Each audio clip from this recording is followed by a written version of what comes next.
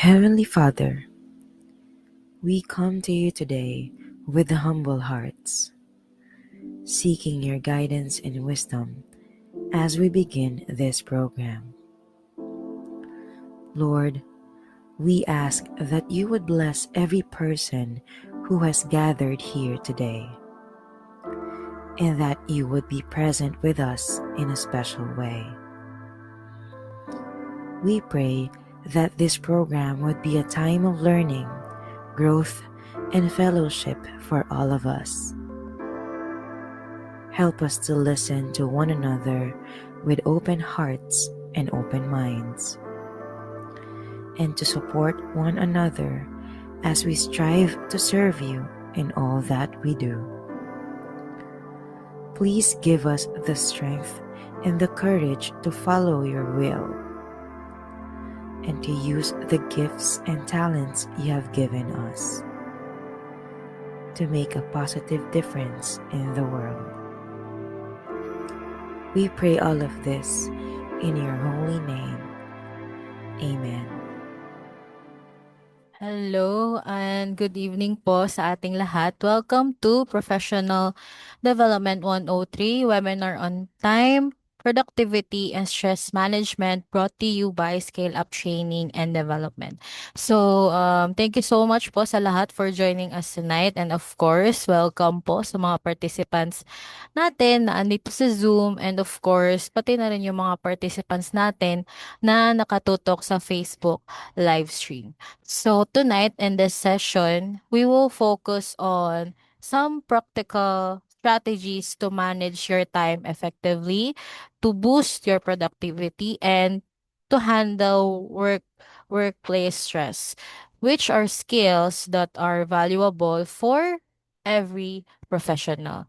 So before we begin, please be reminded of the following. First, please keep your microphones muted to minimize background noise.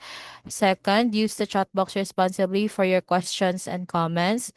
Third, let's respect our speaker and fellow participants at all times.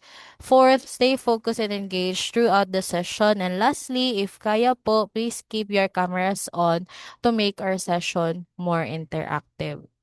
Actually, this webinar is pangatlo na namin siya na session in our professional development series. So, last time we had Professional Development 102, which is a webinar on ethics and professionalism in the workplace. So, in that session, we talked about building trust, integrity, and accountability in the modern workplace. And tonight, we take the next step, learning how to manage time, increase productivity, and reduce stress, which are again practical skills to help you perform at your best in any professional environment. Our mentor for tonight is a graduate of BS Accounting Technology with a Master of Arts in Education, major in Educational Management. She previously served as an administrative assistant at the Department of Education, South Cotabato, and a licensed professional teacher, and is now a teacher 2 at 2P National High School. So let us all welcome Mentor Mary Faith Sim. Ayan, Mentor, you now have the virtual floor.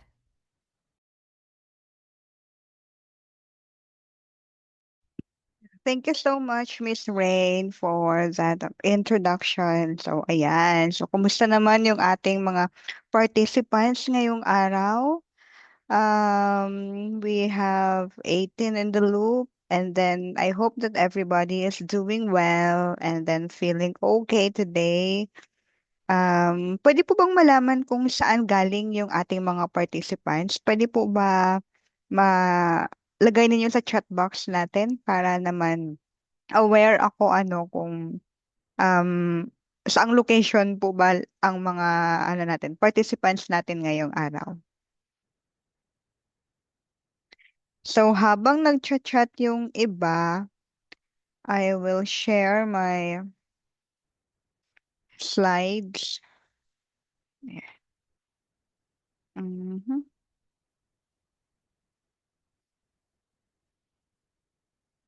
So merong from Bulacan, Leyte, Laguna, San Pedro, Cavite, meron din from Cebu, Pampanga, Bataan. So, um, yan, iba-ibang, magkakaibang lugar yung,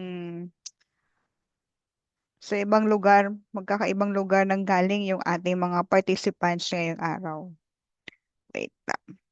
Let me share my screen.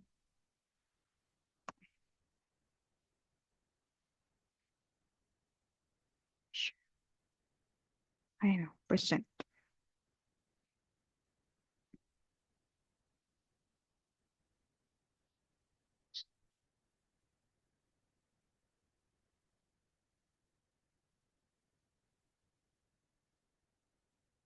Nakikita na po ba yung aking screen? Yes po, mentor. Okay, so thank you so much. So yan. Yun nga, sabi ni Miss Rain kanina, so ito yung third na session natin for professional development for the month of March. So ngayon, we will focus on time, productivity, and also stress management. So before po ako mag-start ng aking lecture proper, maaari po bang um, makuha yung mga idea ninyo, no? In one word, what's your biggest challenge at work? Yan. Pwede nyo po itong ma-open sa menti.com. Ito po yung ating code 7530-5468 or you can just scan the QR code na nandyan po sa ating screen ngayon.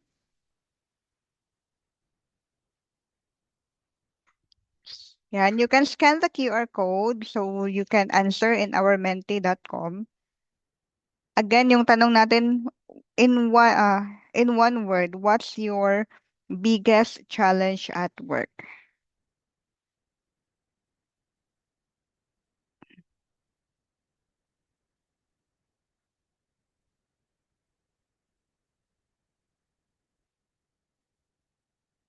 Ayan, tingnan natin.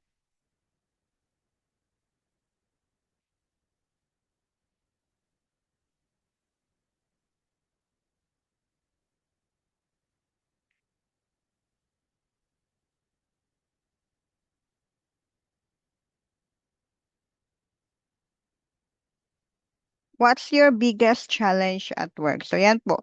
May 7530-5468. Yan po yung ating code. Menti.com and then meron pong code dyan, 7530-5468.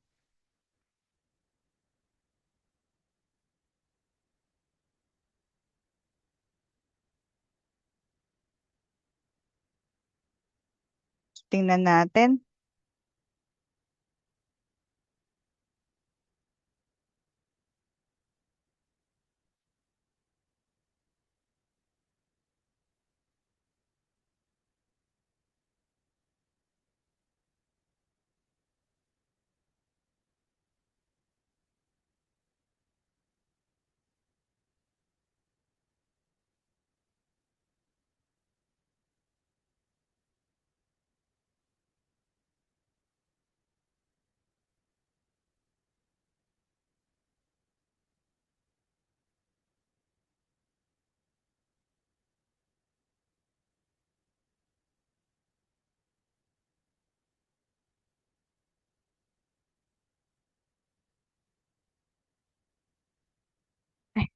Wait, ibang ano? Ibang slide po ba yung nagpa-prompt sa inyo?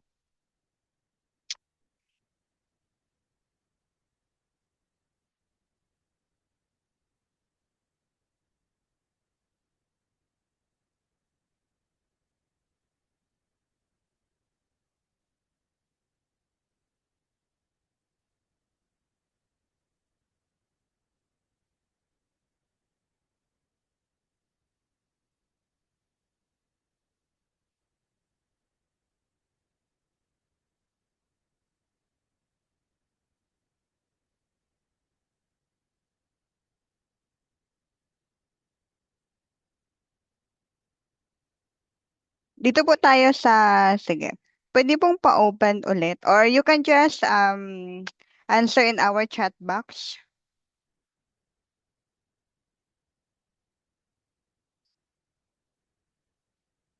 Yeah.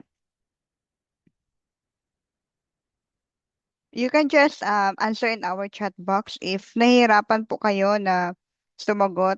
Ito po, in one word, what's your biggest challenge at work? Time. So, time management probably. So, no, Ma'am Nika. Ano ba po kaya?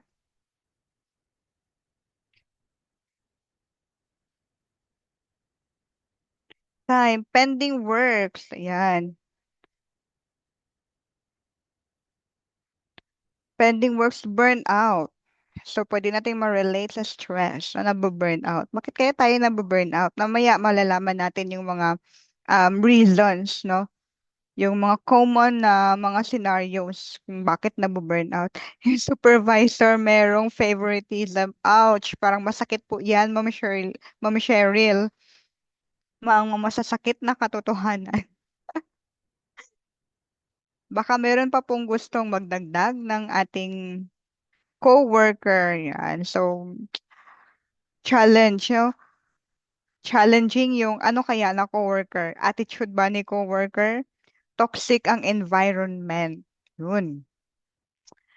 Sabi ni Ma'am Ivory, toxic raw yung environment. Sabi naman ni Sir Jeremy, yung coworker daw po, no, merong favoritism. Ay, no. Sabi naman ni Ma'am Cheryl, merong favoritism daw yung kanyang um, supervisor. Yung attitude. Yes, attitude usually ng mga coworkers natin. So, yeah, that is normal kasi nga we are all diverse individuals. Magkakaiba kasi yung mga pinanggalingan natin, yung cultures natin. So, hindi talaga maiiwasan na merong mga challenging na coworkers, lalo na't kapag hindi mag-click yung um, personality ninyo with your coworkers. So, tingnan natin.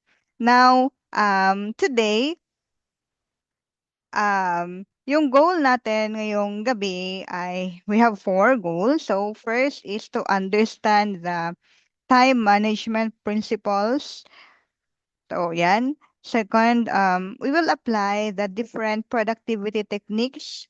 And then third, how we are going to manage stress effectively.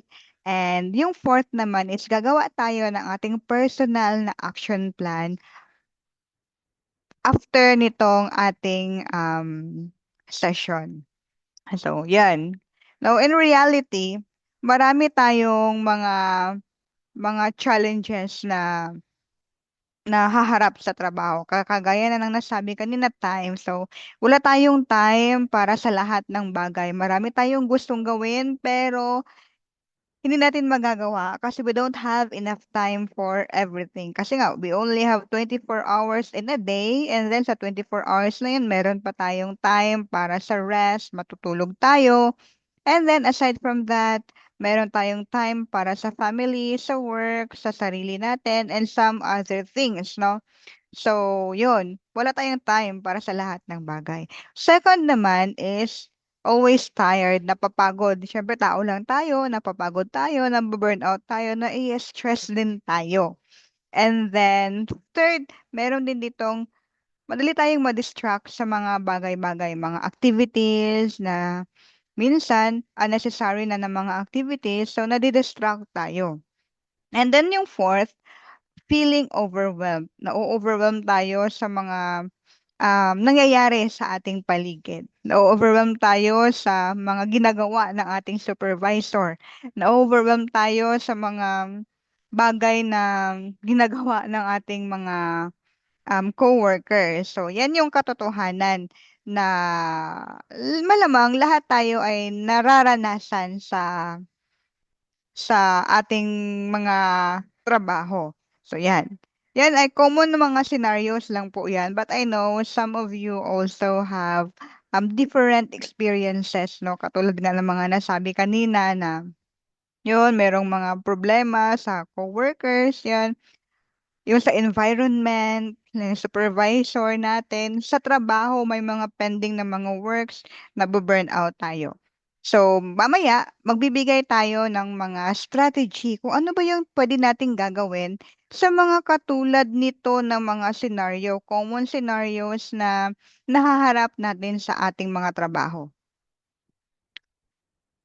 So yan, meron ako ditong tawag diyan. Meron ako ditong situation. This is an actual situation. Meron tayong say the yes to everything employee. O baka kayo ito. The situation goes like this. Lisa says yes to every request from her boss and teammates. So, obedient si Lisa.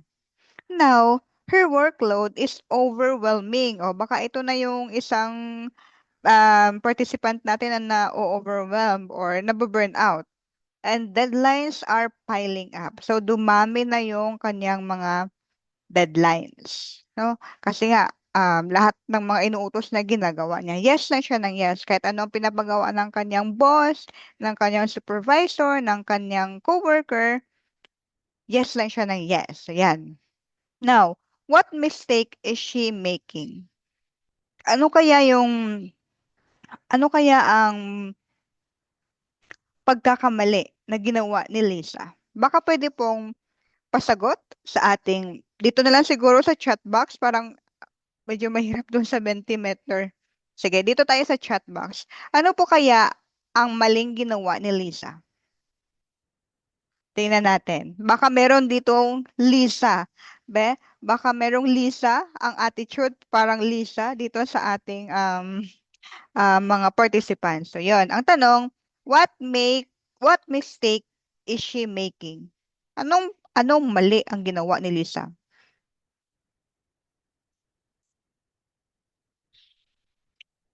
Tingnan natin.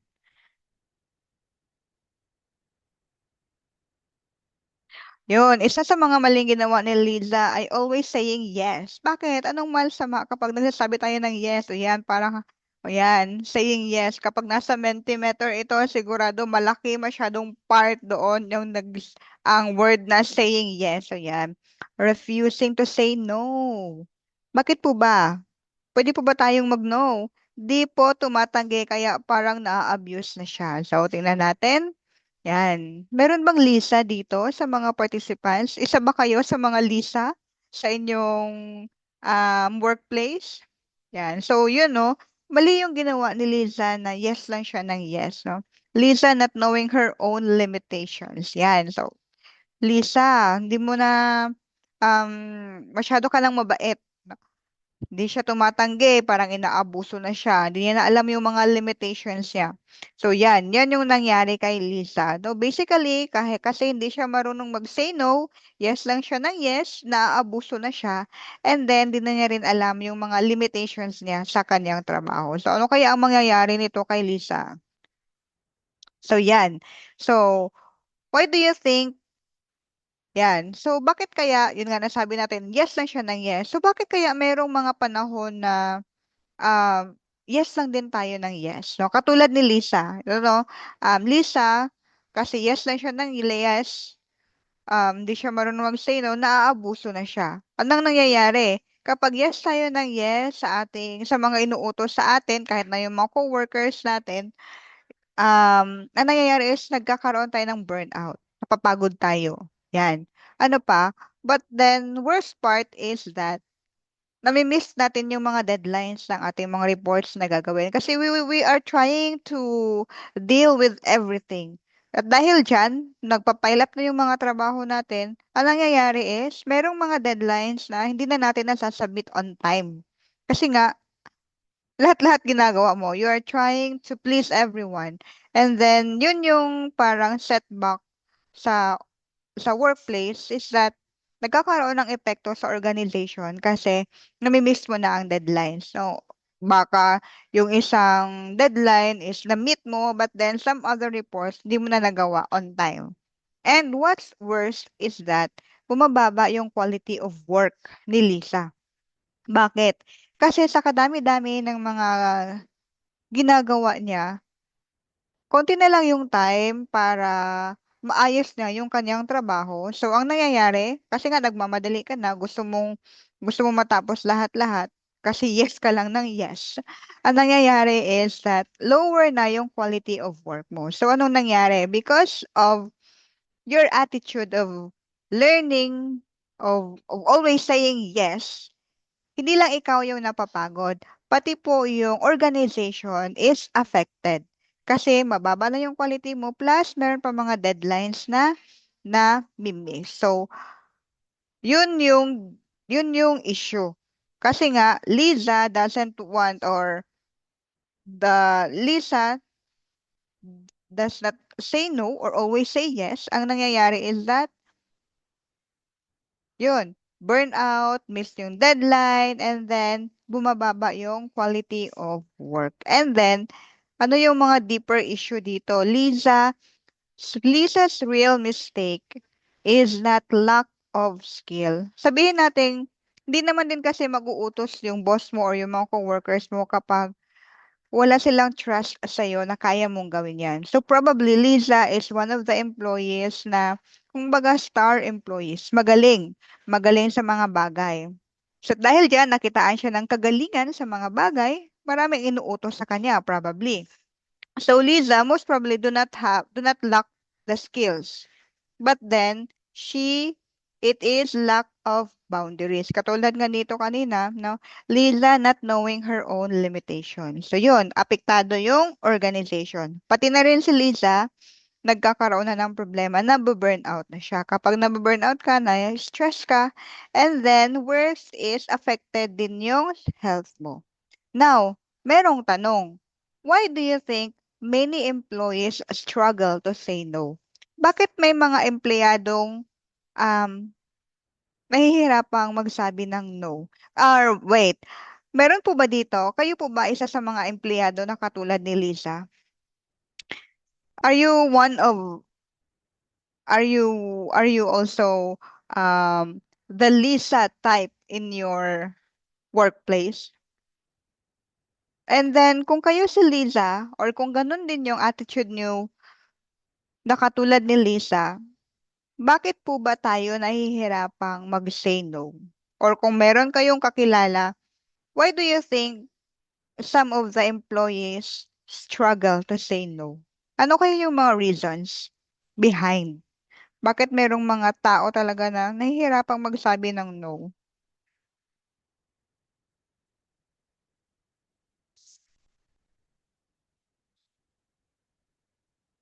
Bakit po kaya?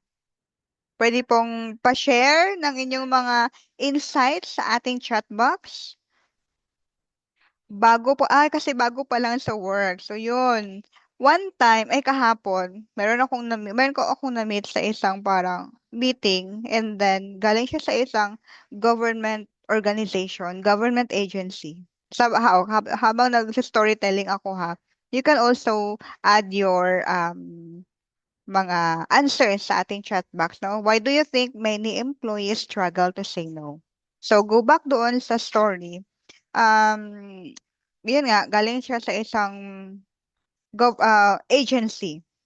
And then, sabi niya, 23 years old pa lang, tapos parang last October lang ata siya na sa trabaho, nakapasok sa trabaho.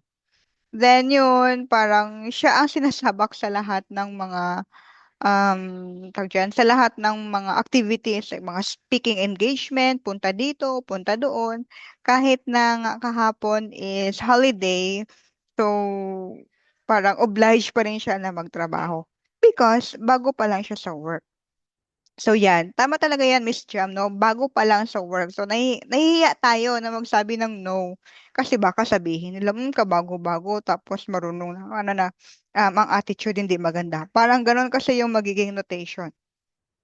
Ano pa? Yun, first job. Yan. Kasi kapag bago ka pa lang sa work, or kapag yan yung first mo na trabaho, yung ginagawa ng mga empleyado is we are putting our best foot forward ba? Yan.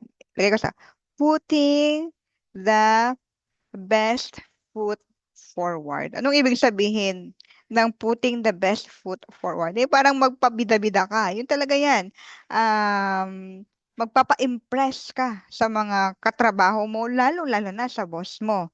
Yun yung attitude talaga ng mga first-time employees or ng mga bagong hire ng mga trabahante or ng mga empleyado. Ano pa po? Baka meron pa kayong gustong idagdag.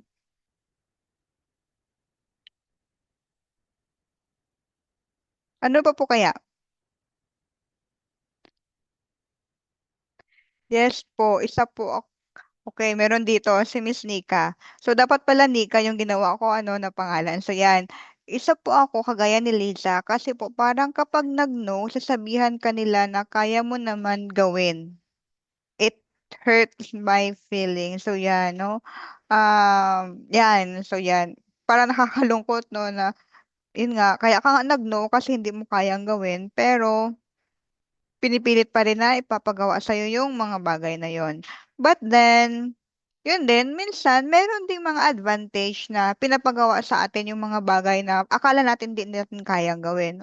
On the other hand, disadvantage naman is, lalo na kapag marami tayong ginagawa, burnout tayo, stress, yan. Giving your best to be acknowledged. So yun, ito naman is para naman ma-acknowledge, para naman mabigyan ng acknowledgement doon sa workplace. Kaya that's good if merong proper na pagbigay ng or pag-acknowledge ng mga performance. Ano po, Miss Ivory? So yun,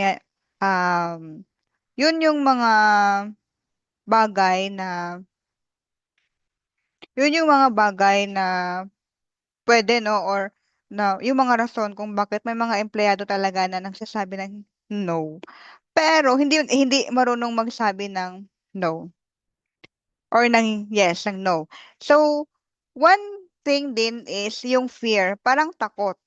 Takot ka na magsabi ng no kasi nga baka naman merong hindi magandang sasabihin against you. And then, meron din minsan na nagsasabi na they do not want to frustrate the organization or the group. And then, meron din na, yun, nahihiya din na magsabi ng no. Yan. So, yun yung mga reasons. Ito dito sa inyo, yun nga, halos lahat first job, bago pa lang sa work, yun. And then, ayaw natin na anong tawag dyan, ma, hindi natin ma-meet yung expectations ng ating supervisor or ng ating mga boss.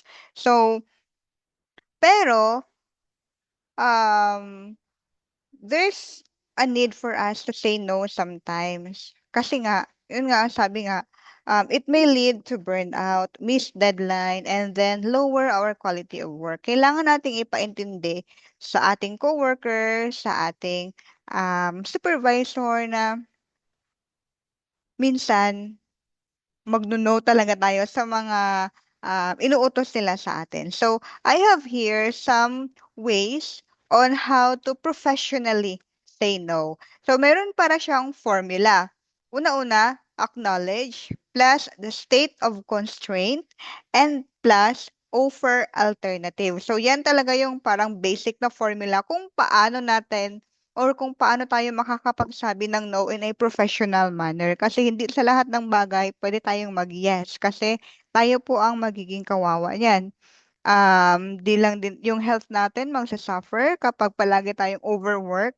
And maybe din pwede rin yung ibang mga aspects sa ating life is masasakripisyo and then mako-compromise. So, yun nga, balik tayo sa formula on how to say no professionally. Acknowledge, state your constraint, and then offer alternative. Example, thank you for reaching out, ma'am or sir. I am currently focused on priority deadline.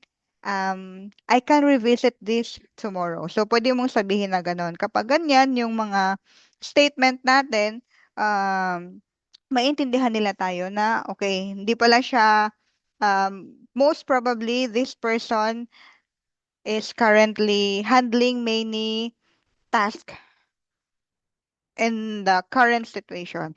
So, yun yung way natin para naman hindi rin masasaktan yung ating boss or yung ating coworker or para rin naman um hindi rin masasaktan yung ego nila and then magiging maganda pa rin yung kanilang yung appearance mo is maganda pa rin. Hindi siya bastos, hindi naman siya unprofessional, and then higit sa lahat, maganda siya pakinggan kapag ganito yung ating mga statement. Ito, meron tayong example dito. Katulad dito, halimbawa, binigyan ka ng extra na task ng iyong supervisor. And then urgent yun. Tapos, pero overloaded ka na. Ano kung gagawin mo? Ano yung sasabihin nyo? Sige, gamitin natin itong acknowledge plus state the constraint and then offer alternative. Yan. What if bibigyan ka ni boss mo ng extra task? Yan. Ito. What if bibigyan ka ni boss ng extra na task? Ilalagay ko po dito sa ano. Ano yung sasabihin mo sa boss mo? Ilalagay ko dito sa where are yan. Ilalagay ko dito yung sa chat box yung formula. First, acknowledge, and then magdadagdag tayo ng um, plus state constraint or yung current situation. And then i-add natin yung offer alternative. Baka merong gusto na mag magsalita. You can just raise your hand and then mag-unmute. So pwede naman pong ganun. Or kung nahiya kayo, pwede namang ilalagay nyo sa chat box. I will just read it for you. Yan. So yan yung formula ha. Acknowledge plus you state the constraint and then offer alternative. Again, yung situation natin is your boss gives you an extra task. Yan. Ano yung pwede mong sasabihin? Ano yung pwede mong sasabihin sa kanya? In a professional way, gamit yung ating formula or kung di naman kayo masyadong um, comfortable doon sa ating formula, you can state your own way. Kasi pwede naman na magbalik-balik ka dyan or pwede naman magkakaiba yung formula. Katulad sa mathematics, di ba? Minsan, di lang isang formula ang pwede na makasolve sa isang problem. Marami. Kasi there are many ways in killing birds.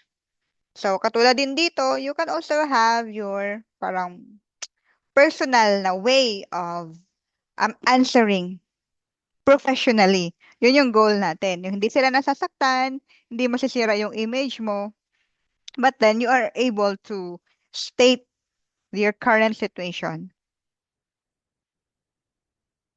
Yan, acknowledge plus state the constraint and then offer alternative.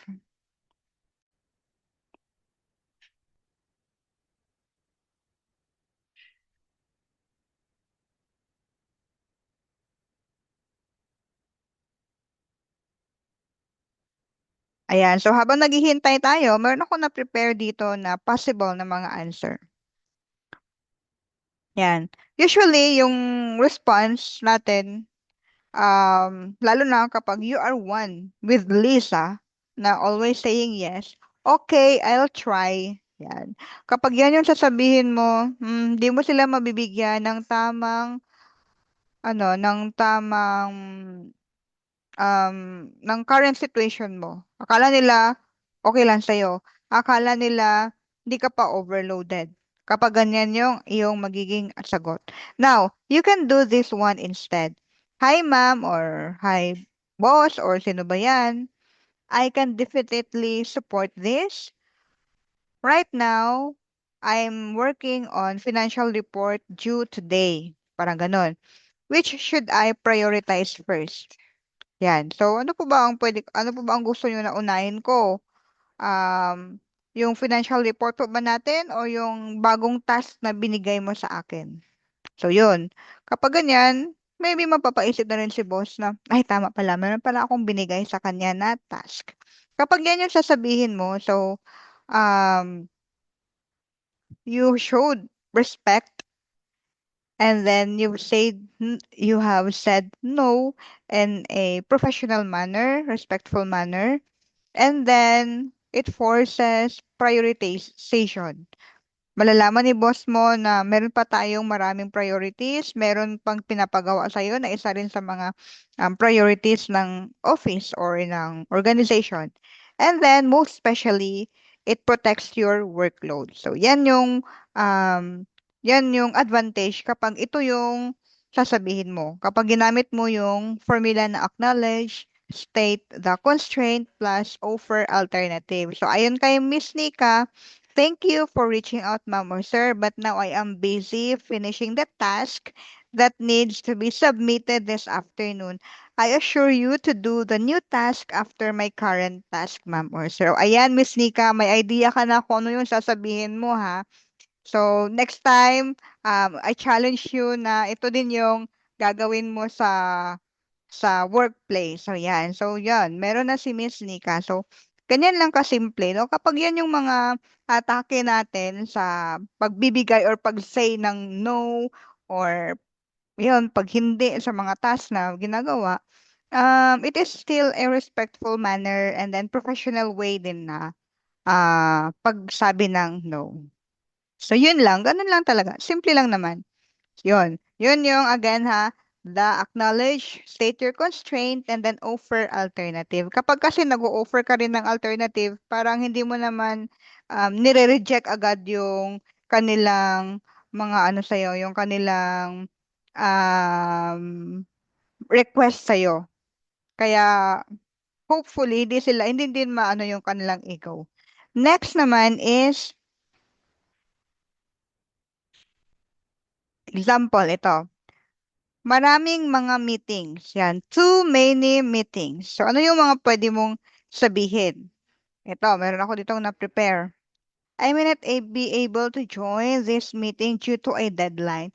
Could you share key takeaways afterward? And then, minsan kasi meron mga ganyan, no? Maraming meeting na kailangang attendan, and then meron kayong task na dapat mong gawin. So, pwede mong sabihin naman ito. I'm not able to join this meeting due to a deadline. Could you share key takeaways afterwards? So, yan. Or minsan naman, ano naman yung advantage kapag ito yung sasabihin natin? You are able to protect your time and then still stay informed, no? Aware ka sa mga pwedeng gagawin kasi nga meron yung sabi mo na could you share your the takeaways afterwards, and then at the same time you can be able to do your task lalo na kapag importanteng mga tasks, no, yung mga deadlines na dapat na matapos within the day, so you are able to protect your time.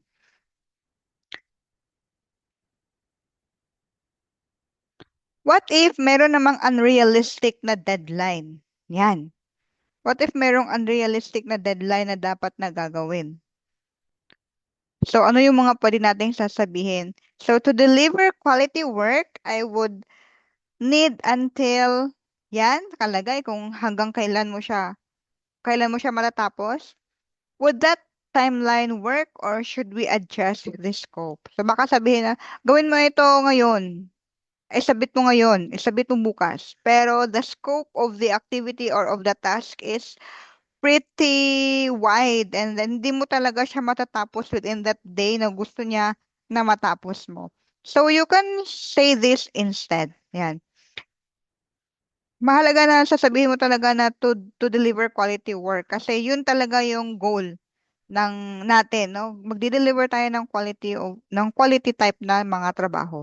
So I would need until yan, you state the date and then what time or what would the timeline work or should we just adjust the scope? So, yun yung mga simple ways na hindi ka naman nag-said no, but then you are giving them options para rin hindi ka ma-overload or hindi ka rin or hindi ka rin tawag yun, hindi rin, hindi ka ma-overload at the same time, hindi ka magkakaroon ng negative image doon sa kanila. And one way rin para, um, one way, one strategy para magkaroon tayo ng proper na time management. Yung example, you said yes, and then you still have pending works to do, or how or when are you going to say no is dito sa tinatawag nating priority matrix. So, hindi lang din naman kasi pwede na no lang din tayo ng no. We should also choose the task na pwede nating i-no kasi baka magkakaroon ng negative effect din sa inyong organization. Baka merong mga task na hindi matapos kasi nag-no ka. But then, you need to choose which of those things ang ipaprioritize natin. Kaya, meron tayong tinatawag na Eisenhower technique or the priority matrix. So, it is named after U.S. American President Dwight Eisenhower. So this technique is a time management method that helps you prioritize tasks based on urgency and also based on the importance of the task that you are going to do. Ito naman siya kasi ang sabi dito, not all tasks are equal. Kaya meron tayong mga task na urgent and important. Merong mga tasks naman na important but not urgent. And then meron din mga urgent but not important. And then meron din tayong mga tasks na hindi talaga siya totally important. So ano yung urgent and important na mga task natin? Itong mga bagay na tag natin as urgent and important, we should do it immediately. Example, deadline na affected yung organization. So that is urgent and also important. Meron namang mga task na important but not urgent. Kailangan mo siyang gawin pero hindi naman siya deadline today. Pwede pa naman siyang gawin bukas. Hindi siya urgent. Pwede pang matapos bukas or pwede pang isa-submit bukas. So kapag yan yung mga task natin, schedule natin. Example, um, gagawa ka ng payroll. Siyempre, payroll is an important thing or an important task na gagawin or in an organization kasi diyan nakasalala yung sweldo natin. But then, hindi naman ngayon ang deadline ng paggawa ng payroll. Pwede pa siya next week. So, ang gagawin mo, is schedule. Schedule mo kung kailan mo tatapusin yung payroll. And the third, we have urgent but not important. Kapag urgent siya, ngayon siya kailangan gagawin, example, um, merong other organizations na may hinihiling sa inyo, pero hindi naman siya masyadong importante, hindi naman affected yung operation ng inyong, um, hindi naman affected ang operation ng organization. Example, merong speaking engagement na dapat aatinan ng inyong boss. So, yung mga bagay na yan, pwedeng i-delegate kasi hindi naman masyadong importante.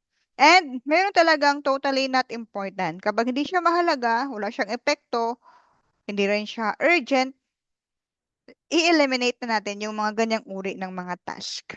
So, yan yung priority matrix o yan yung Eisenhower technique na tinatawag. So, ano yung purpose ng Eisenhower technique? Bakit merong mga ganito? Yan. So, the main purpose of Eisenhower technique is that you can focus on what truly matters. Yung pinakamahalagang mga task na dapat nating gagawin. You can be able to screen your task, mapaprioritize natin yung mga activities na um, kailangang matapos agad or merong mga deadlines. Yung prioritization, yung importance nitong Eisenhower strategy. Next naman is, it can reduce stress and overload. Siyempre, kapag merong mga bagay na mas schedule natin on time and then we can be able to properly manage the time na spend doon sa mga task na yon, maiiwasan yung stress kasi hindi tayo mape-pressure, and then maiiwasan din yung overload natin sa trabaho. Kasi nga, na-schedule mo eh. Alam mo kung kailan siya gagawin, alam mo kung kailan ang deadline niya, and then alam mo yung priority na mga work or ng mga task na gagawin mo.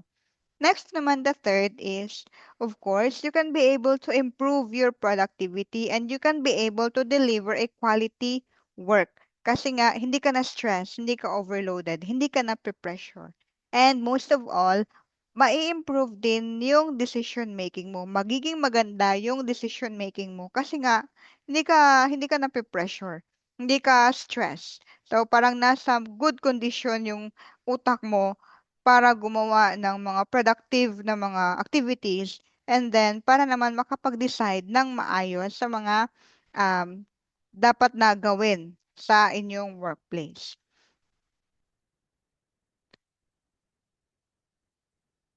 Yan, ito. So, you can do this activity, no? You can list your task, di man today or kapag vacant time ninyo, and then classify them. I know some of you are already thinking na, ay, oo nga, no, pwedeng mga ganon. Merong mga important, pero hindi naman pala siya urgent. Alin kaya sa mga activities ko yung important, pero hindi naman siya urgent? Or baka you can share it on our chat box. Baka meron kayong naiisip ngayon na, anong activity kaya yung urgent and then important sa inyong workplace? Ano nyo lang, urgent and important, dash, anong klaseng trabaho ba yan?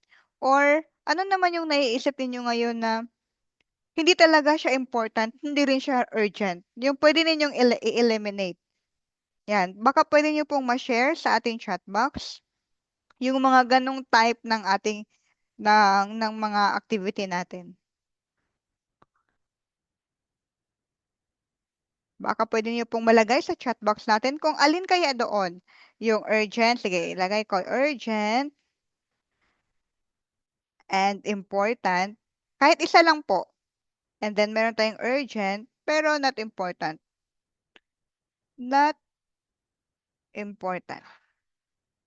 And then we have also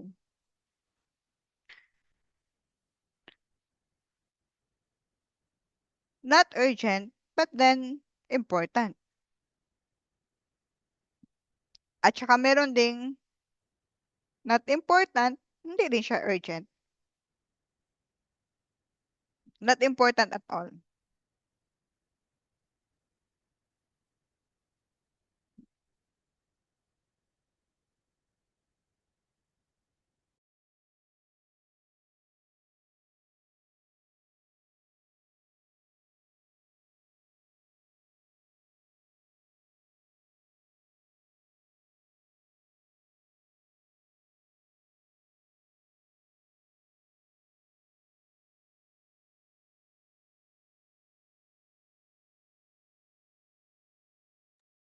Ayan.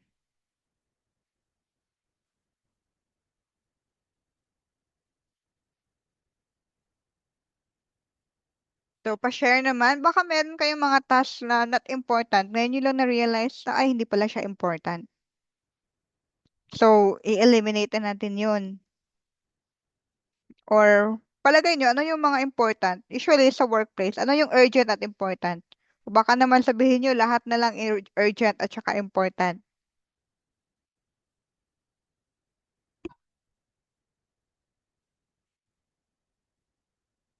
Sige, tingnan natin.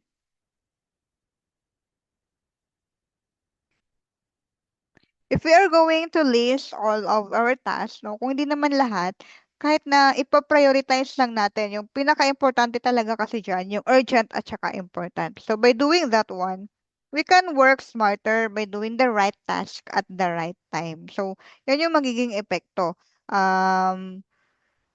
We work smart, and then we schedule smart, and then let's do the right task at the right time. When doing that one, I'm sure na mababawasan yung stress na nafe-feel natin, and then yung pressure on the things that lalo na yung mga routinary na mga things na ginagawa natin, lalo na sa ating mga trabaho. So example, meron tayo ditong um, yan. Meron kang another example. Meron dito, urgent plus important inventory pero, yan, inventory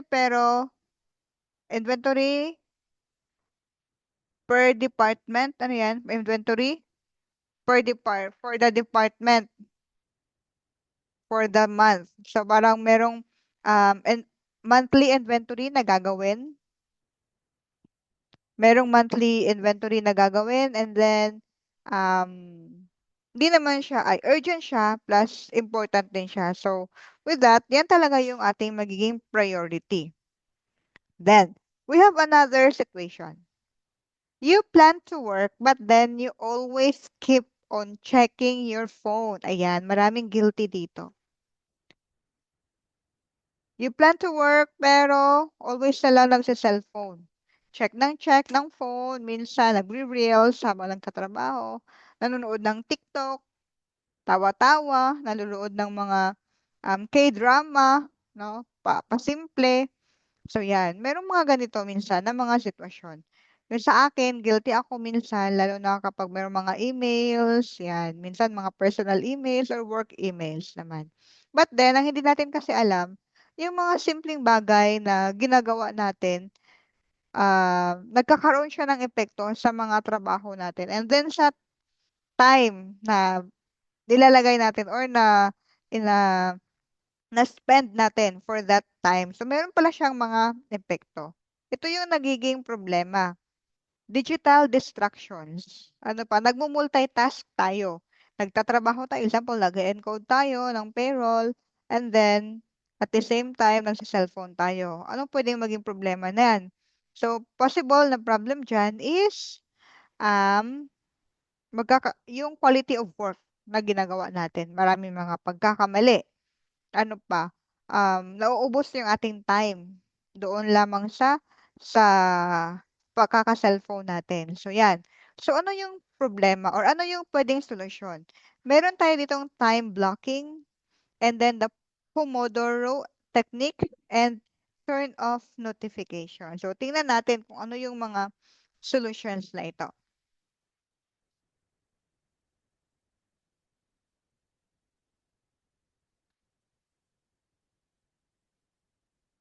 So, meron tayong tinatawag na time blocking.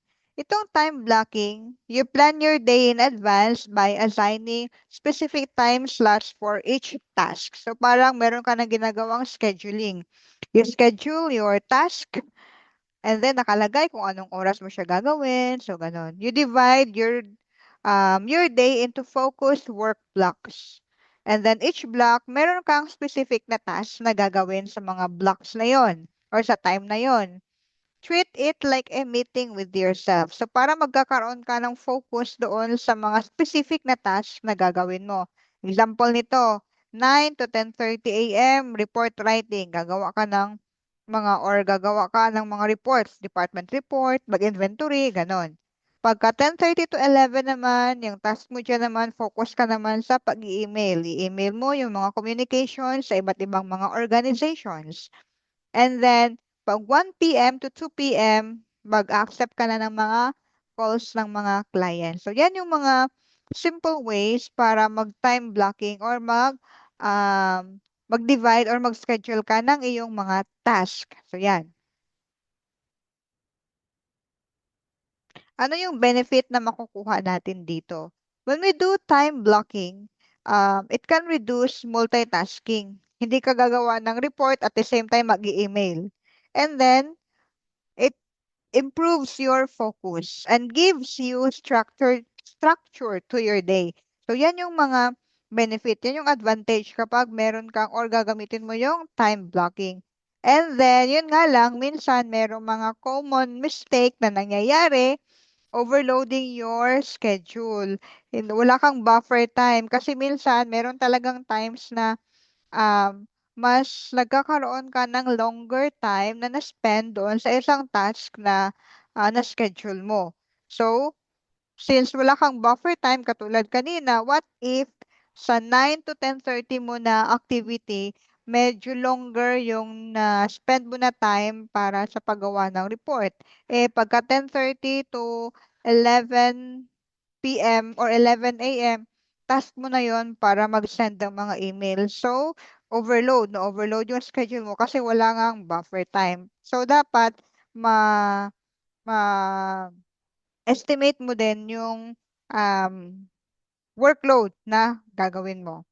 The next naman na solution na pwede nating gagawin is the Pomodoro technique. So, ito siya, you work in short focus burst with break. So, meron kang mga time, merong mga oras na nagdi-deep focus ka. And then, meron kang break time. And then, balik ka na naman sa deep focus or deep work na ginagawa mo. And then, another break time. So, ito yon. Example, 25 minutes na deep focus. Focus ka lang sa trabaho mo. Deep work. Trabaho ka lang dyan for 25 minutes. After 25 minutes, relax ka. Yung, pwede na mag-health break, water break, ano pa, comfort room break, ganon. Or you can do a little bit of checking your personal emails, ganyan. And then you repeat that one. So, when you take a longer break, you can also, after 4 times na ginawa mo yan, take a longer break for 15 to 30 minutes. So, pwede kang mag-nap or parang mag-me time, ganyan. So, yan yung Pomodoro technique. Ito yung example. Um, 25 minutes, you work on your report. Report lang talaga yan. Focus ka lang sa trabaho na yan. After that one, matapos mo ng report or hindi, quick break ka muna for 5 minutes. After that one, balik ka na naman doon sa task mo. Another 25 minutes. Matapos siya or hindi, another na naman na quick break. So, kapag yan yung gagawin mo, ano yung mangyayari kapag naka-set yung time mo for those specific na mga activities? Siyempre, it prevents burnout. And then, it can also improve your concentration kasi focus ka doon sa specific na mga task. And makes big task feel manageable. Yung mga bagay na you usually do in one day, kaya mo na siyang ma-manage kasi nga parang um, kinakat mo siya segment by segment para matapos mo siya. Kahit na yung mga small things na ginagawa natin, it becomes bigger kapag ma-manage mo siya ng maayos. So, during the 25 minutes, dapat no distractions allowed. Yung mga distractions, doon muna siya spend sa 5 minutes na mga quick break. So, yan yung technique, no? Sa Pomodoro technique na ginagawa. Next naman is, yan, ito. Very common na pwede natin gawin. Turn off your notification. So, control your environment to protect your focus. So, ang gagawin natin, naka-silent mode. Pwede naka-silent mode yung ating mga phones. Yan. Ayan. And then, turn off your email pop-ups. And then, pwede rin naman na i-click mo yung do not disturb sa setting ng iyong cellphone. Yun. Every notification kasi na ini-entertain natin, nawawalan tayo ng focus. And then, meron din kasing yung unconsciously, meron kasing time na need natin i-recover para makabalik tayo sa ating trabaho. Like this one. So, it usually takes 5 to 20 minutes bago tayo maka-refocus after the interruption. Kasi nga doon sa pag-check mo sa notification, syempre minsan i-entertain mo yan, ganyan. And then, di mo na mamalayan na nagsayang ka ng oras dahil lang sa pag-check mo ng iyong notification. But then, this is also case-to-case basis naman kasi minsan merong mga emergency talaga na kailangan nating i-entertain yung ating mga notifications, no? Pwede sa work, pwede rin sa personal life natin. But then, generally, if hindi naman siya emergency, you turn off your phones and then, or naka-do not disturb mode tayo, and then focus. Balik tayo doon sa Pomodoro technique. Yung 25 and then 5 minutes. So, yan. If you have insights, you can add that one in our chat box so that I can also share it to our to our participants. So, and then baka medyo, and then let's make this ano yan, meeting or training also like baka meron kayong mga gustong event out dito, you can do that one, no? This is a safe environment naman. Wag lang tayo mag name names yan. Wag lang mag name drop ng mga names and then organizations. So, yung benefit kapag we will turn off our phone is that you can do deep work. Yan, possible talaga ang deep work. And then aminin naman natin, minsan talaga istorbo sa trabaho yung ating mga phones.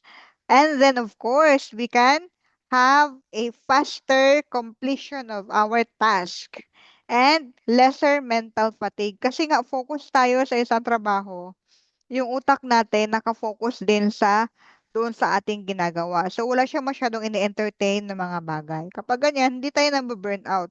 Kapag focus lang tayo sa mga task na importante. Yan. So, generally, yung time blocking, it gives you structure. Kasi 'di ba, naka-schedule 'yan.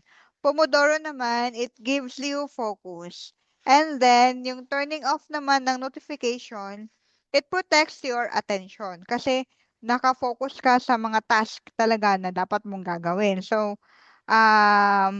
sabi nga, your biggest enemy is not lack of time, kundi it is a constant interruption. So, kapag tatanggalin natin yung constant interruption na yan sa ating workplace, surely we can be able to um, give a quality type of work and we can also do our task faster compare doon sa na iistorbo tayo dahil sa mga notifications natin. So, yan. Ito, meron akong video dito. Just a simple video. Yan. So, nag-check siya ng mga notifications, ganon. So, imagine working on a report, di ba? Pagkatapos, check ng iyong phone. And then yan, merong nag-alert na email, merong nag-chat bigla sa'yo. After 10 interruptions, example, the 1 hour task becomes 3 hours. Yan yung katotohanan na hindi natin nare-realize kasi minsan unconscious tayo eh. Busy tayo. Yes, we are busy but we are not productive enough. So yan, palagi tayong busy. Busy tayo sa mga bagay na unnecessary. Let's go back to the Eisenhower. 'Di ba? It is not important. Busy tayo sa mga bagay na hindi importante. But then, nagsayang tayo ng oras doon sa mga hindi importante na mga bagay. So if we can eliminate that one, if we can use the Pomodoro technique, if we can turn off our notifications and then balik tayo doon sa Eisenhower strategy, surely we can be able to finish our task on time or earliest, faster, and also yung quality of work na pwede nating i-deliver is at par na mas maganda kaysa sa doon sa times na i-interrupt tayo sa mga hindi naman importanteng mga bagay. So, saan doon? Wag na tayo mag-mentimeter. So, meron tayong tanong, saan po doon yung gagawin natin bukas or sa Monday? Which of these techniques are you going to try? Yan, meron tayong tanong. Which of these techniques are you going to try? Yung Pomodoro ba? Yung it-turn off ba? Yung notification? Or the other one, time blocking. So, yan. Which of these techniques will you try? Time blocking? Are you going to use the time blocking? The Pomodoro technique? Yung Pomodoro, yan yung 25 deep work. and then 5 minutes quick break. Or baka meron ng gumagawa nito. Di lang kayo aware. Di lang tayo masyadong aware. Or turn off notification. Yan, I will put that in our chat box. So yan. Pa-share naman. Saan dito yung gusto ninyong i-try?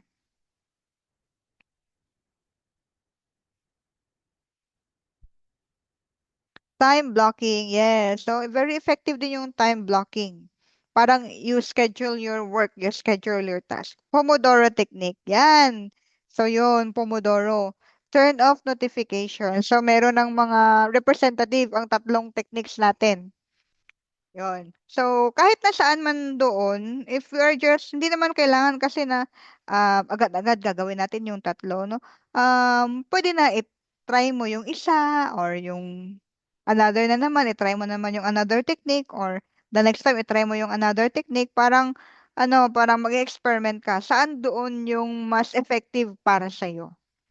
So, yan. At least you have done ano, your part na nag-try ka na nag-try ka ng mga techniques para mas makafocus ka doon sa mga task, sa mga importanteng mga task na dapat mong gagawin.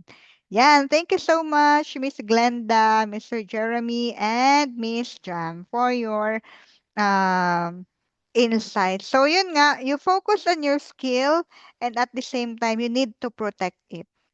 Kasi Um, baka hindi natin alam, baka inoobserbahan tayo ng mga katrabaho natin or ng ating boss, and then yun, makikita nila na "Ay, parang hindi maganda yung mga nangyayari." Yun. So yun. Yan, example, meron tayong actual situation. You start many tasks, pero wala kang nagawa. Yan. Ano yung pwedeng solusyon na gagawin natin? So, pwede ka mag-time blocking, single tasking. Yan yung time blocking. You set deadline. You break task into smaller steps. So, Pomodoro, pwede rin na ganyan. So, single tasking, you set deadlines, and then break task into smaller na mga steps. Kasi yung mga smaller na mga steps na yan, pag you can be able to properly manage it, matatapos mo rin yung task na ginagawa mo or na pinapagawa sa'yo. So, yan yung mga simple ways on how to deal with this type of situations. Also, we have this Pareto principle or yung very common naman na principle or na strategy na ginagamit sa time management or sa workplace. Yung 80-20 rule. So, 80% of your results comes from 20% of your effort. So, ano talaga yung ibig sabihin nito? Di nga lahat ng mga task are equal. A small number of high-impact tasks creates the biggest outcome. So, yung mga simpleng bagay na ginagawa natin ng patingi-tingi, yan yung nagkakaroon ng uh, it all, when we sum up all those small things or small tasks na hinahati natin, ang resulta niyan is success ng organization or ng mga task mo. You can be able to create your task or yung matapos mo yung mga trabahong binigay sa'yo. Kasi kahit na patingi-tingi lang, hindi mo namamalayan, tapos na. You are already have your result. So, yan yung example ng Pareto Principle. And meron din ditong sinasabi na yan, corporate examples, yan sa work performance. So, 20% of task, it drives promotion and recognition. Yung 80% of task, routine, no, low impact na mga trabaho natin. Sa sales naman, and then sa business, 20% of the clients can generate the 80% of revenue. So, yan yung mga Pareto principle ng mga halimbawa. Sa daily work naman natin, 20% of emails, yan talaga yung importante. And then 80% informational lang or low priority. So, hindi lahat ng mga emails ay mga important. Merong iba dyan na hindi masyadong mahalaga. So, 20% of emails lang yung talagang importante na merong impact sa ating ginagawa. So, the smaller the number, the greater the value. Yes po. Totoo po, Miss Ivory. The smaller the number, the greater din yung kanyang magiging value. Kasi lalo na kapag nagkakaroon tayo ng focus for those things. Yan. The problem, most people spend their time on the 80% low impacts. Yan, katulad we feel busy, but our results are minimal. So, yun yung nangyayari. Kala natin yung mga bagay na we spend more time, yun yung mga mahalagang bagay, but then kasi nga medyo hindi tayo nagkakaroon ng prioritization sa mga task natin, kaya nagkakaroon tayo ng hindi magandang mga result. So ano yung dapat na gagawin? We should identify the top 20 high impact na mga task. Paano? You ask yourself, which task bring the most result? Saan ba doon yung kapag gagawin ko siya, malaki ang magiging impact ng result na yon? Second, which task move closer to my goals? Saan doon yung kapag gagawin ko siya, mas madali kong matatapos um, yung report na gagawin ko? And then, which task truly matter to my role? Saan doon yung trabaho ko talaga? Kasi minsan, yun nga, di ba, meron talaga mga inuutos sa atin na hindi naman siya part ng trabaho natin. Pero saan talaga doon yung work ko talaga? Saan doon yung nagmamatter talaga yung aking role sa organization na to? So, yan yung mga simple task or simple questions na pwede nating itanong sa ating sarili para ma-identify natin yung top 20% na high impact task natin. Natanong nyo na ba yan sa mga sarili ninyo? Now, I know some of you might reflecting now, no? Saan kaya doon yung mga task na nagbibigay ng mas maraming result? So, pwede nyo yung i-share sa ating chat box kapag meron na kayong napupusuan ng mga sagot sa mga katanungang ito. Yan. So, example of high impact tasks are this one. So, completing the important projects. Of course, high impact yan kasi nga important. Solving the major problems. And then building client relationship. Strategic planning, skills development. So, yan yung mga high impact na mga task natin na common na nangyayari sa ating tawag dyan, office. So, dito tayo sa skills development. Kapag skilled tayo, kapag um, na-develop natin yung skill natin, example, katulad ko, I am into Microsoft Excel kasi minsan nagbubukip ako. So, ang ginawa ko, I try to enroll in the different dyan mga training centers or kahit na hindi man training centers, minsan nagwa-watch ng mga tutorials online para naman ma-enhance ko yung skill ko sa Microsoft Excel. And then minsan naman, I try to watch ano yan, mga tutorials about graphic designing, yung paano ba mas mapapaganda yung mga design using Canva.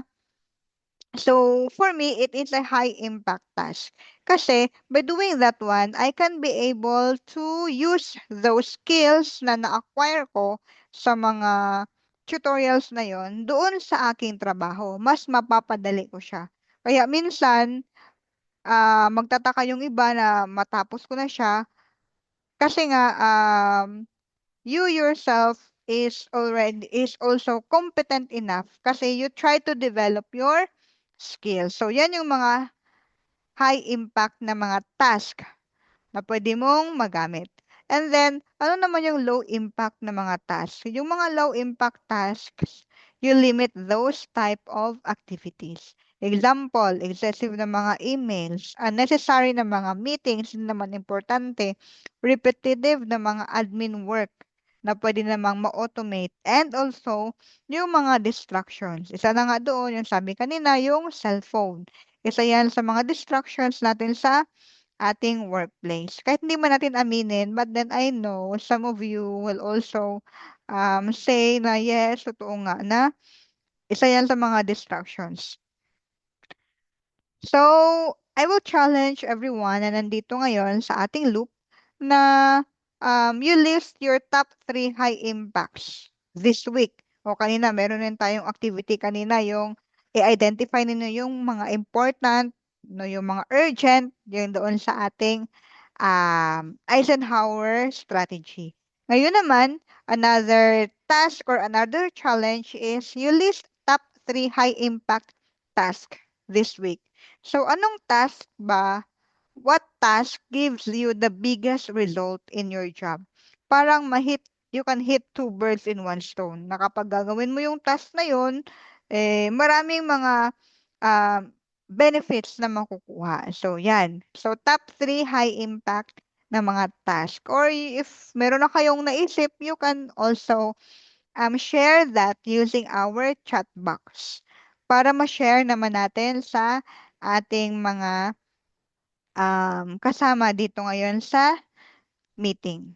So, yan. So, ano yung top 3 high impact task this week? Pwede mong gagawin. So, what task gives you the biggest result in your job? Yan.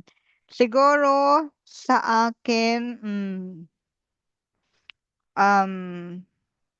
yung task, siguro yung sa akin, ang gagawin ko is, gagawa ako ng template. Template ng aming report. So, yan. For me, I will create template in our reports. Yan. Siguro yan yung sa akin. Gagawa ko ng template. Kasi kapag meron ng template, you can share that to your coworkers and then you can also use that one personally, 'di ba? Sa sarili mong trabaho. And then ang iba, i-innovate mo na lang kapag merong mga changes. So, maybe that's for me. If I am going to create a template sa mga reports, so, mas mapapadali na lang yung paggawa ng mga other na mga reports na similar to that one. So, yan. So, if we are going to, um, kapag kapag hindi natin ginagawa yung mga bagay na or pag hindi natin napaprioritize, sabi nga kanina, nagko-cause siya ng burnout, stress, and also negative na impact sa ating trabaho. So, meron ditong mga studies on how the work reduces productivity. So, yan. Merong isa ditong study na published sa isang medical journal. Sabi dito, higher stress level are directly linked to lower productivity. So kapag mataas yung stress level, nagkakaroon siya ng impact sa productivity. Bumababa yung productivity. Meaning to say, the more pressure employees feel, the less effective they become. Kapag pressured sila, mas bumababa yung kanilang productivity. So ang nangyayari, yung stress, hindi lang pala siya naging emotional problem, but it also leads to performance issue kasi bumaba yung productivity. And another research naman na nakita ko is that there is a high percentage of employees who experience work stress. So, around 47.5% of employees experience work-related stress. In some countries, umaabot pa ito ng 79% no, of workers report stress. So, masyado siyang mataas. Meaning, yung workplace stress is very common. Hindi lang pala siya dito sa Pilipinas, hindi lang pala tayo ang nakaka-experience niyan, but then it is very common. No? It is not just an isolated case. So, it's all over the world. Yung work stress na tinatawag natin. So, another heavy workload is the main cause of stress. So, a national study found out that heavy workload is the number one cause of workplace stress. So, meaning, kapag masyadong maraming task na ginagawa, nagkakaroon din ng pressure. Yung pressure na yun yung nagli-lead na ngayon sa stress. So, ano yung dapat nating gagawin para maiwasan natin yung mga stress na ito or ma-manage natin? Pwede bang ma-manage properly yung mga stress? Let's check this. Stress, it is a response to pressure. Sabi nga kanina, di ba? Workload, nagkakaroon ng pressure, nagli-lead siya sa stress. Kasi nga pala, yung stress is our response mechanism to pressure. Example, deadline tomorrow, unfinished work, nagkakaroon tayo ng anxiety. So, ang epekto, nababurnout tayo. Poor decision. And then, which sometimes lead to health issues, nagkakasakit. Kasi maraming mga deadlines, maraming hindi natapos, nagkakaroon tayo ng anxiety, and then hindi ka na makakain ng maayos, hindi ka makatulog ng maayos, which sometimes lead to health issues. Tumataas na yung BP, ano pa, nagkakaroon ng anxiety. So, yan yung mga epekto ng stress sa trabaho. Now, ano yung dapat nating gawin? So, meron palang dalawang uri ng stress. We have the good stress and we have the bad stress. I remember, sino nga ito? Yung parang Miss Universe. Sabi niya, stress ako in a good way. So, meron talagang term na stress or the good stress. Itong good stress, ito yung namomotivate tayo na gagawin yung mga bagay. Anong mga bagay yan? Anong good stress yan? Kasi kapag stress na tinatawag, automatic negative yung pagkakaintindi natin sa good stress. And then, sa stress. But then, there is good stress pala. And we have the bad stress. Ito naman yung nagkakos ng overload. So, tingnan natin kung ano ba, kilalanin natin kung sino ba itong si good stress. Meron palang stress na good. Yan. Or ito yung tinatawag na eustress or the motivation. Eustress motivation. So, this is the kind of stress that pushes you to become or to perform better. So, ano kaya mga halimbawa nito? Excited ka, bago yung presentation mo, you work hard to meet the meaningful deadline, yan. Taking a new challenge or promotion. So, yan yung mga example ng good stress. Ano yung mga characteristic? Usually, this good stress is short-term. And then, manageable lang. Controlled. Ano pa? It increase your focus and energy. Yung impact niya is also positive. No? So, example, you have a deadline tomorrow. So, ang nangyari, focus ka sa deadline or sa task na yon, organize your task, and then you finish efficiently. So, yan yung good stress. Now, ano yung result? Better performance, increase yung confidence mo, and then meron ding sense of achievement na nafe-feel. So, kapag ganyan yung magiging result, positive ang epekto niya sa iyo as an individual. So, yan yung good stress. Now, we have this very common naman na stress na kilala natin. We have this bad stress. So, or the distress overload. So, this kind of stress that overwhelms you. Yung parang negative yung kanyang epekto, hindi ka na mapakali. So, what it looks like, too many deadlines at the same time. So, di ba? Pag sabihin mo na, okay, we have this report 1, report 2, report 3, report 4, and then plus meron ka pang mga personal matters, and then all of those things will happen on the same day, you will feel overwhelmed. So, ano mayayari? constant pressure without rest. Hindi ka na makaka-relax, nape-pressure ka na. Nagkakaroon ka na ng anxiety, napapagod ka na, nabu-burnout ka na, hindi ka na makatulog, hindi ka makakain ng maayos. Ano yung characteristic nito?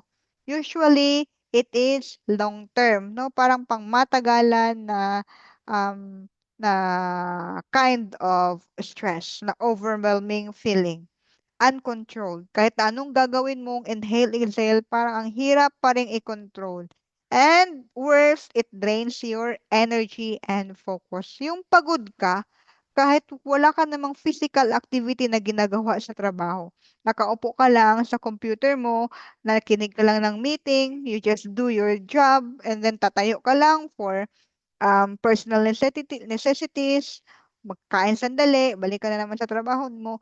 But then, parang pagod na pagod ka because it drains your energy and then it drains your focus. Nawawalan ka na ng focus. So, yan yung characteristic ng bad stress.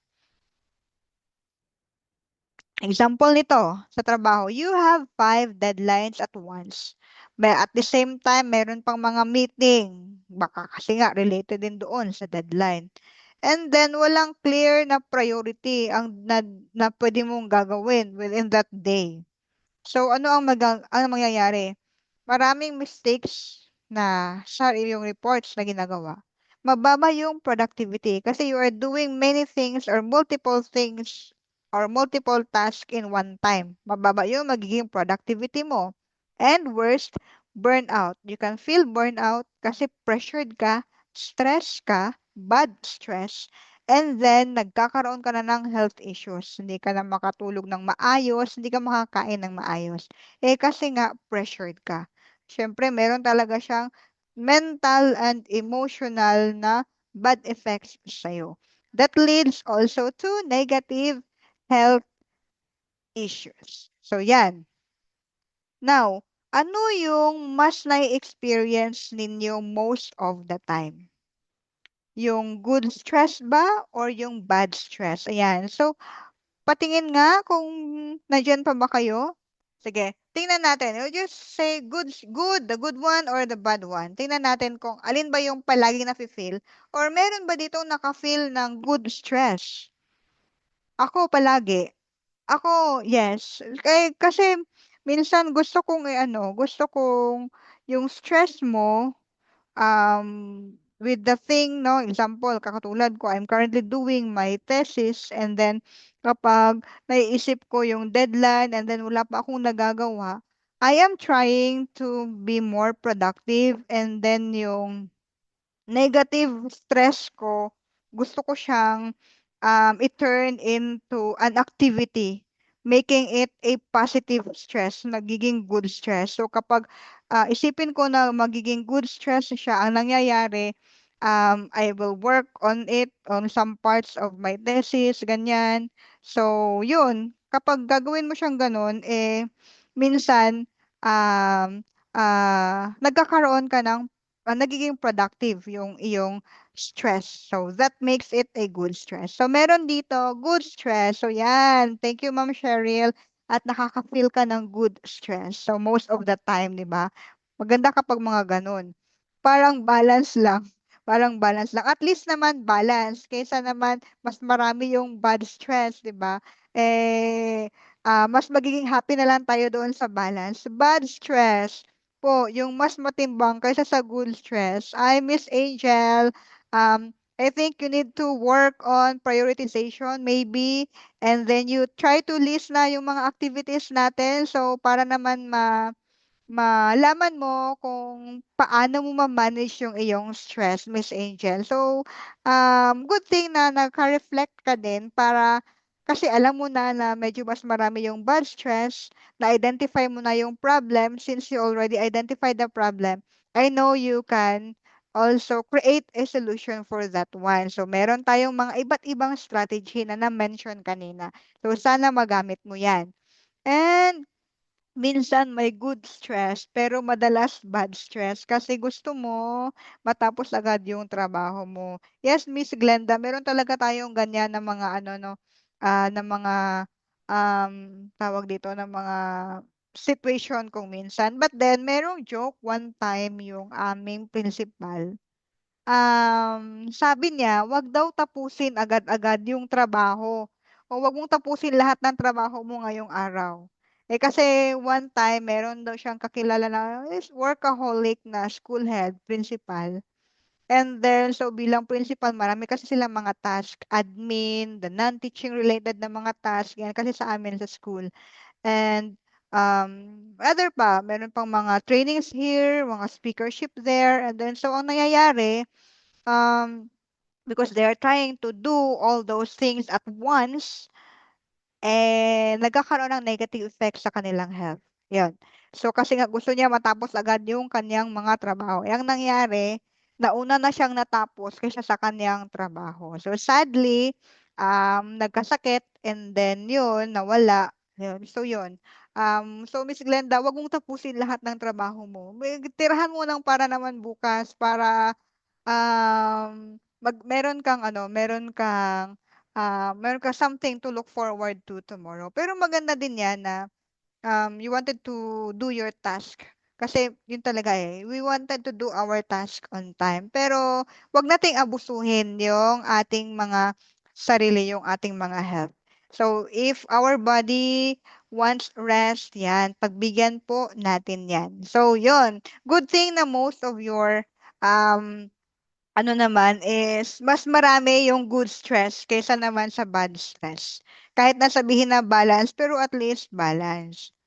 So, next tayo is, um, yan. Yung goal natin is not to remove the stress completely. Kasi nandyan na yan eh.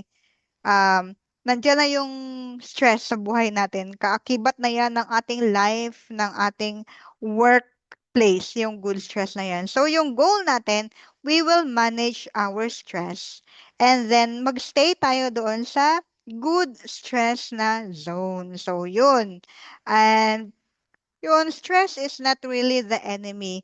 The uncontrolled stress is the real enemy. So, dapat alam natin kung paano i-manage properly yung ating stress. So, ano yung mga techniques para ma-manage natin yung ating stress? So, meron tayo ditong apat na techniques on how we're going to manage our stress. First, kapag you feel overwhelmed, minsan meron talaga mga time na ganyan.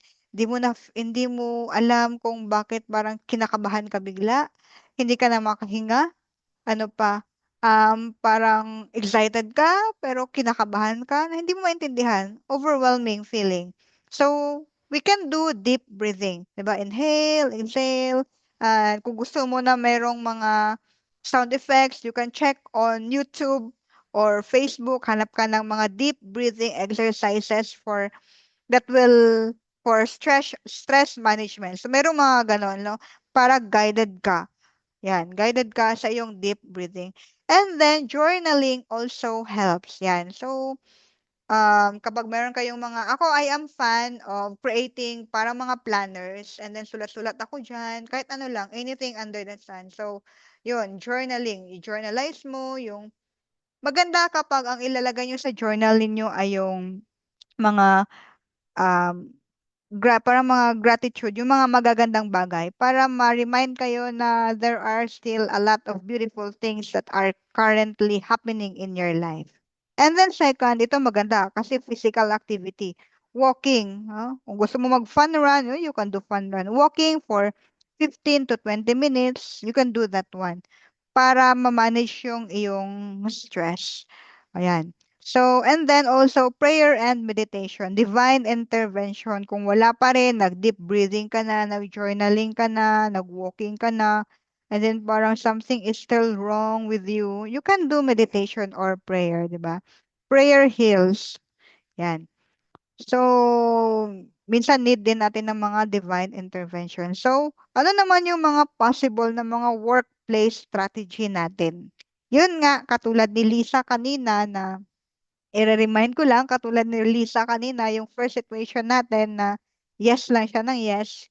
Lisa should know how to set boundaries. Yan. She should know how to set boundaries. Kailangan niyang matuto kung paano magsabi ng no. And then, you can use the formula na kanina na napakita natin na formula for how to say no professionally and in a respective manner. And then, we will also need to know how to delegate tasks. Gagamitin natin si Eisenhower technique wherein we will identify kung saan doon na mga task ang urgent and important. Yun talaga yung priority.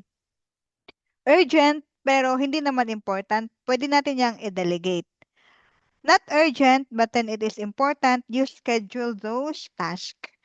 And then yung not important at all, if we can eliminate it, let's eliminate those types of activities. No, kinukuha niya lang yung mga energy natin. It makes us less productive. Yan, ito. Ito yung mga important na part. So, meron na tayong tatlong activity. Una-una, identify the priority gamit yung Eisenhower. Second naman ay yung what's that yung kanina yung I forgot the term. Basta yung tatlong high impact na mga task na high impact na mga task. So, yan yung ikalawa, yung sa 80-20 or the Pareto principle. And then now, ito, gagawa kayo ng inyong personal na action plan. Ano yung one habit na i-start mo? Ano yung second habit? Ano yung one habit na i-stop mo? Ano naman yung one habit na i-continue mo? And then, baka gusto nyong i-share dito, kahit na one lang. Example, one habit to start. O, yan yung gusto nyong i-start. O, and then another naman, ano yung gusto nyong i-stop? Ano naman na habit ang gusto ninyong i-continue? So, can you share some of your insights sa ating chat box so that I can also share it to sa viewers natin sa ating Facebook Live. Yan. Ano yung gusto nyong i-start? Ano yung gusto nyong i-stop? And then, ano yung gusto ninyong i-continue? Yan. Anong habit kaya ang magandang i-start? Akin gusto ko sana mag-walking. Parang, ito yung ano ko, gusto ko. Walking. One habit, I will start walking. Yan. Ang stop ko, ano kaya? Habit to start maging productive. Yan. Thank you, Miss Ivory. Maging productive daw si Miss Ivory. Pwede rin naman mag-start ng another na naman na skill, di ba? Oh, yan. Another na naman na skill. Habit to stop overworking. Yes, ma'am. Huwag kang mag-overwork, ma'am. Kasi huwag mong tapusin yung work mo ngayong araw. Tirahan mo po yung para bukas. Yan. Habit to stop overwork. So, yun. Paano mo yan magagawa? Prioritize your task. Yun talaga yung parang basic. We need to prioritize our task para balance yung ating life. Work balance, sabi nga. Habit to continue, do best in every task. Yan. Yes naman, dapat i-continue natin yan. So, habit to continue ko rin is maging productive. Habit to continue. Sa akin naman, I wanted to be still productive. Kahit na hindi everyday, basta productive lang. So, journaling, procrastinating, enjoying me time when tired. Yun. So, mag-start na si ma'am na sino ito? Si ma'am Shinily, o basta, mag-start daw si ma'am mag-journalize. Yan. I-stop niya na ang procrastinating. Ako rin, gusto ko rin yung i-stop yung procrastinating na yan. Kasi parang since elementary ako, yan na yung bad habit ko. And then, ang i-continue, enjoy me time. Yes. Ano ba? Akin pala yan. Habit to continue maging productive. Sige. Habit to stop. Ang stop ko is procrastinating din. Di ba? Procrast.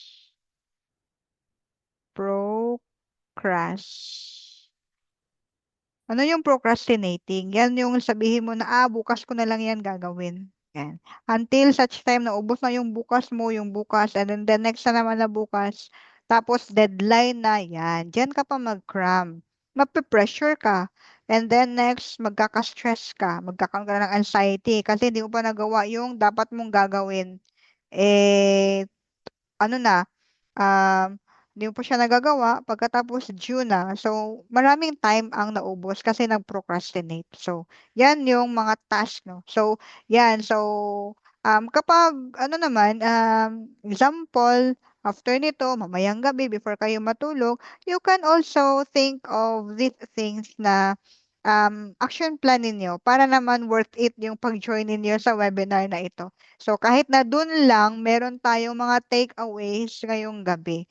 So, yan. So, I challenge everyone to start creating your action plan. Ano yung habit na uumpisahan mo? Ano yung habit na stop mo?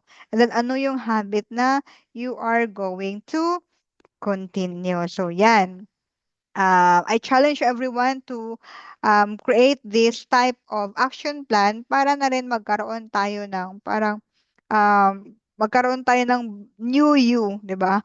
Parang from a caterpillar magiging butterfly tayo after nito. So merong transitioning period. So thank you so much for your active participation. Salamat po sa mga nandito ngayong gabi at hindi ako iniwan.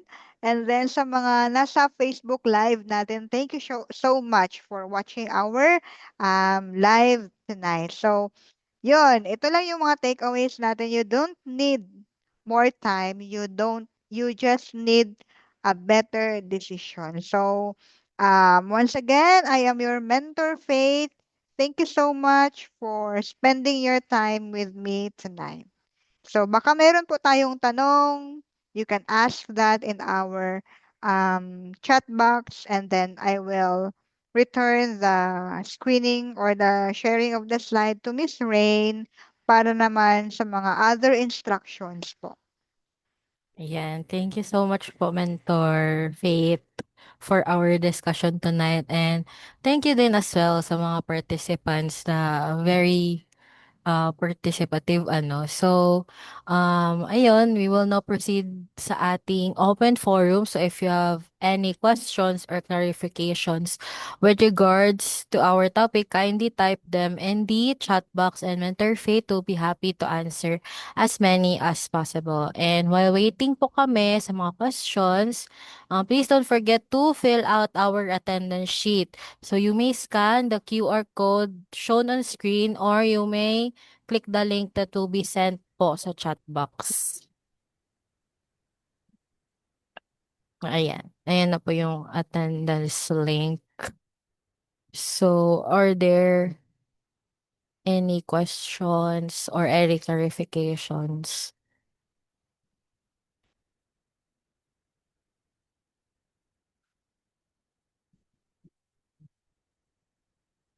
So, if ever meron, pwede nyo na po siya i-send sa chat box. Or if wala, kindly mag-heart react po tayo or send kayo ng heart emoji sa chat box para po malaman naman na okay na po.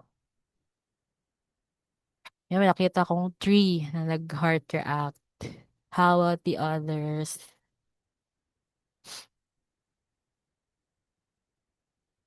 Ayan, so I think there are no more questions. So, we would like to invite po everyone for we are down to our last 2 webinars. So hopefully we will see you there. So if ever you are interested sa aming dalawang topics na lang po for March.